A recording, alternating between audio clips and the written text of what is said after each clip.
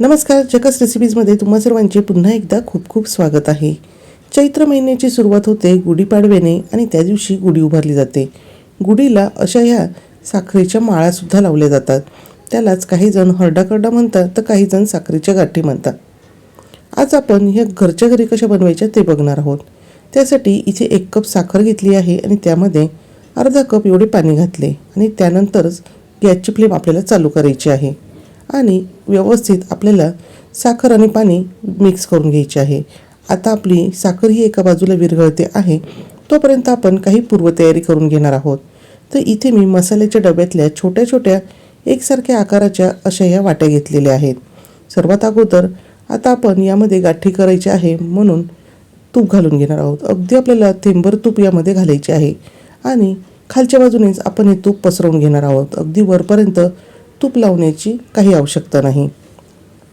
तूप लावल्यामुळे या साखरेच्या ज्या गाठी आहेत तर त्या चिकटून बसणार नाही आणि अशा पद्धतीने मी सगळ्या वाट्यांना तूप लावून घेतलेले आहे. आता ह्या वाटीची साईज अशी ही उंच आहे, तर तुमच्याकडे पसरट वाट्या असतील त्याचासुद्धा वापर तुम्ही करू शकतात आणि अशा ह्या गोल आकारात या वाट्या मी इथे ठेवून घेतलेल्या आहे. त्यानंतर इथे मी जाड दोरा घेतलेला आहे. हा दोरा सर्वात अगोदर मी स्वच्छ असा पुसून घेतलेला आहे आणि आता आपल्याला हा जो दोरा आहे तो वाट्यांमध्ये व्यवस्थित असा पसरवून घ्यायचा आहे. म्हणजेच प्रत्येक वाटीच्या तळापर्यंत जाईल असा हा दोरा आपल्याला प्रत्येक वाटीमध्ये व्यवस्थित ठेवून घ्यायचा आहे. म्हणजे आपल्या जे साखरेच्या गाठी तयार होणार आहे ते अगदी व्यवस्थित अशा तयार होतील. आणि जर हा दोरा कोरडा असल्यामुळे जर व्यवस्थित बसत नसेल तर अशा वेळेस तुम्ही दोऱ्याला तूपसुद्धा लावून घेऊ शकतात. म्हणजे दोरा एका जागी अगदी व्यवस्थित असा बसला जाईल. आणि इथे तुम्ही बघू शकतात सर्व वाट्यांमध्ये अगदी तळापर्यंत जाईल असा हा दोरा मी पसरवून घेतलेला आहे. आपली ही पूर्वतयारी या ठिकाणी झालेलीच आहे. तोपर्यंत दुसऱ्या बाजूला बघूया. तर दुसऱ्या बाजूला पाण्यामध्ये साखरसुद्धा छान अशी विरघळलेली आहे. लक्षात ठेवा, आपल्याला गॅसची फ्लेम मीडियम टू लो ठेवायची आहे. आता आपल्याला या साखरेची मळी काढून घ्यायची आहे. त्यासाठी इथे मी 2 चमचे दूध हे घालून घेतलेले आहे. दुधामुळे यामधली जी मळी आहे तर ती वरती तरंगून येते आणि मग अशा वेळेस आपण जर पांढऱ्या शुभ्र साखरेच्या गाठी करणार असू तर मळी काढल्यामुळे ते अगदी छान असे सफेद तयार होतात.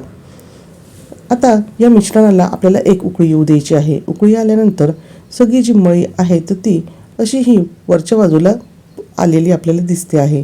तर आता ही मळी आपल्याला काढून घ्यायची आहे. त्यासाठी गॅसची फ्लेम अगदी लो करायची आहे आणि वरची जी मळी आहे तर ती अगदी अलगद चमच्याने काढून घ्यायची आहे. व्हिडिओ दाखवल्याप्रमाणे तुम्ही ही साखरेची मळी अशीही काढून घेऊ शकता किंवा चाळणीने चाळूनसुद्धा तुम्ही ही मळी काढून घेऊ शकता. तर मी अशी ही चमच्याने थोडी थोडी करून ही सर्व मळी काढून घेतलेली आहे आणि तुम्ही बघू शकतात की अशी ही मळी डिशमध्ये जमा झाली आहे आणि मिश्रण अगदी छान असे पारदर्शक दिसायला लागलेले आहे. आता यानंतर आपल्याला साखरेचा पाक हा करून घ्यायचा आहे. त्यासाठी लगेचच मी पाक हा चेक करायला सुरुवात केलेली आहे. आता असा हा पाक प्लेटवर टाकल्यावर लगेचच तो खाली ओघळतो आहे. तर आपल्याला अशा पद्धतीचा पाक नको आहे. तर आपल्याला बंद गोळी पाक पाहिजे आहे. म्हणजेच आपण हा पाकाचा थेंब डिशवर टाकल्यावर तो अजिबात खाली ओघळता कामा नये. म्हणजे हा पाक एका जागी अगदी स्थिर राहायला हवा. दर 1 ते 2 मिनिटांनी मी हा पाक चेक करते आहे आणि गॅसची फ्लेम मीडियम टू लो आहे. तिसऱ्यांदा आता इथे पाक चेक केलेला आहे तर अजूनसुद्धा हे मिश्रण हलकेसे सैलसर आहे. त्यानंतर साधारणतः 5 ते 6 मिनिटं आत्तापर्यंत झालेली आहे आणि इथे तुम्ही कढईच्या बाजूला बघू शकता की पांढरी अशी साखरसुद्धा जमायला सुरुवात झाली आहे. आणि आता हा थेंब इथे टाकला असता अजिबात तो ओघळला नाही आणि हल्लासुद्धा नाही. म्हणजे समजावे की आपला हा पाक साखरेच्या गाठींसाठी अगदी योग्य आहे. आता आपल्याला गॅसची फ्लेम अगदी लो करायची आहे आणि ह्या ज्या साखरेच्या गाठी आहे तर त्या खुसखुशीत व्हाव्या त्यासाठी यामध्ये मी 1 चमचा तूप घातलेले आहे. इथे मी कुठेही सोड्याचा वापर केलेला नाही आणि तूप घातल्यामुळे ह्या मिश्रणाला छान असा फेस आलेला आहे. म्हणजेच आपल्या ह्या गाठी अगदी खुसखुशीत आणि हलक्या फुलक्या तयार होणार आहे.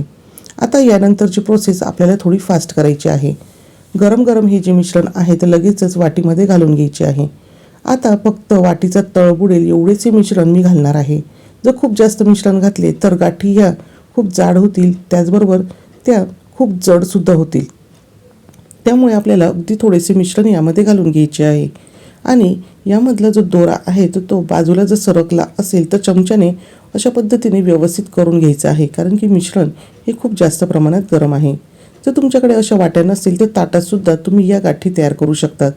त्यासाठी ताटाला तूप लावून घेतलेले आहे आणि दोरा व्यवस्थित असा गोलाकारात ताटामध्ये पसरवून घेतलेला आहे. आणि आता हे सर्व करेपर्यंत दुसऱ्या बाजूला हे मिश्रण असे हे घट्ट झाले आहे. आता ही गोष्ट प्रत्येकाच्या बाबतीत घडू शकते म्हणून मी तुम्हाला इथेही दाखवत आहे. आता आपल्याला काय करायची, गॅसची फ्लेम चालू करायची आहे आणि अगदी लो फ्लेमवर हे मिश्रण आपल्याला व्यवस्थित असे गरम करून घ्यायचे आहे. हे मिश्रण जसजसे गरम होईल तसतसे ते विरघळायला सुद्धा सुरुवात होईल आणि सैलसर असे हे मिश्रण तयार होईल. असे हे इथे मिश्रण मी व्यवस्थित सैलसर करून घेत आहे. त्यानंतर काही गाठी मी ह्या रंगाच्या करणार आहे. त्यासाठी केकमध्ये जे वापरतात तसा जेल कलर इथे मी वापरणार आहे. दुसऱ्या बाजूला तुम्ही बघू शकतात की हे मिश्रण छान असे सैलसर व्हायला सुरुवात झाली आहे.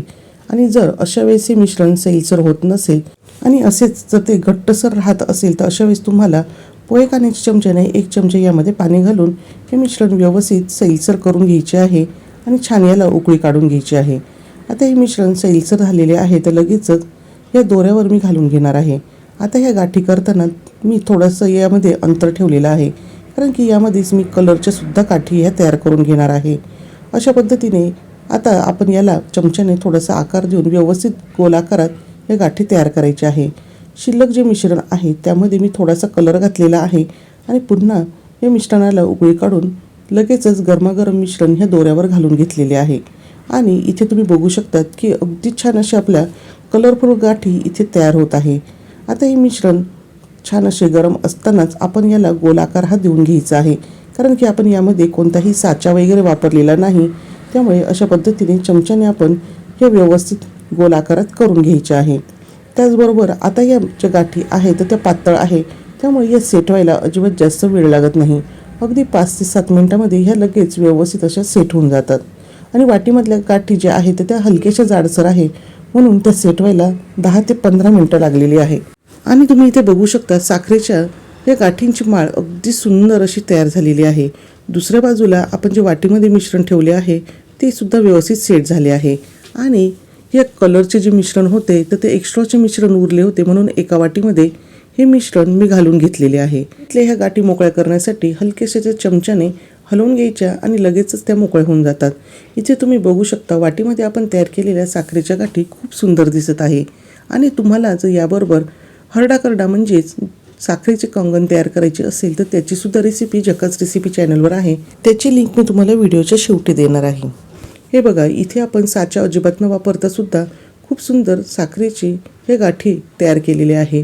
अगदी दोन्हीही ज्या आपल्या साखरेच्या माळी आहेत त्या अगदी छान तयार झालेल्या आहे.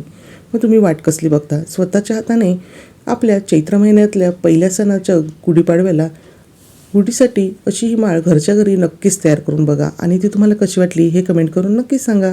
व्हिडिओ आवडला असेल तर व्हिडिओला लाईक करा, शेअर करा.